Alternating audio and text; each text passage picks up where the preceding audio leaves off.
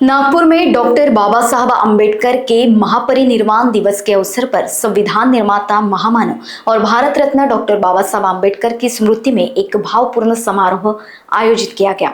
कांग्रेस विधायक मंडल नेता विजय वडेट्टीवार ने सुबह दीक्षा भूमि में जाकर डॉक्टर अम्बेडकर के पुतले को हार अर्पित कर श्रद्धांजलि दी। सामाजिक न्याय, समानता और प्रगति का संदेश देने वाले डॉक्टर अम्बेडकर के कार्य को याद करते हुए वडेट्टीवार ने नागरिकों से संवैधानिक मूल्यों की रक्षा करने का आह्वान किया।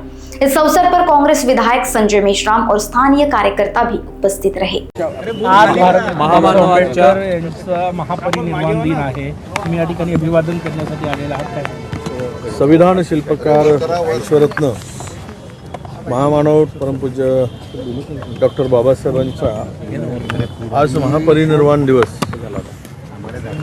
आजच या जगामध्ये शोषितांच्या, पीडितांच्या, दलितांच्या, बहुजनांच्यावर प्रचंड एक शोककळा आणि दुःखाचं सावट होतं। ज्या महामानवाने हजारो वर्षापूर्वीची जाती व्यवस्था, वर्णव्यवस्था, धर्मव्यवस्था ही संपुष्टात आणण्याचं काम केलं आणि माणूस म्हणून जगण्याचा आम्हा बहुजनांना अधिकार दिला। त्या महामानवाच्या चरणी प्रार्थना करण्यासाठी आणि त्यांना अभिवादन करण्यासाठी म्हणून आज आम्ही या महापरिनिर्वाण दिनाच्या निमित्तानं इथे आलो।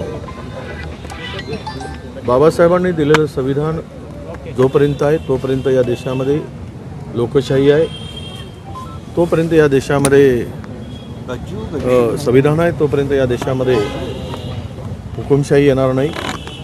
कारण भारताचं संविधान हे या बहुजनांचं सुरक्षा कवच आहे असे आम्ही मानतो आणि हे सुरक्षा कवच बाबासाहेबांनी दिलं आहे।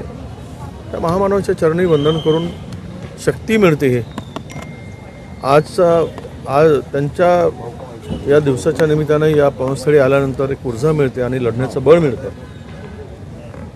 त्यामुळेच आज अभिवादनाला आम्ही आलो। हापूस आंब्यावर आता गुजरातने दावा केला आहे। वर्ल्ड म्हणजे कोकणच्या हापूसला वडताल हापूससाठी त्यांनी भौगोलिक मानांकन नाही सगळं करतील। म्हणजे जर चेतक घोड्याची आई गुजरातची असू शकते तर मग हापूस आंबा का असू शकत नाही। मुंबई उद्या गुजरातचं राज्य झालेलं तुम्हाला दिसेल। त्याची ती सुरुवात आहे, हळूहळू फळावरून गडावर जाणं आणि हे गडसुद्धा गुजरातच्याच वेळेस झालेले होते, महाराजांनी बांधले असंही म्हणतील। त्याला आता राजे आहेत ते काही बोलू शकतात। सध्या सेवक कुठे आहेत? राजे आहेत। राजा बोले दल हाले, राजांच्या मुखातून जे निघेल ते सत्य। त्यामुळे आपण असं म्हणू की गुजरातनी सर्व केलं आहे।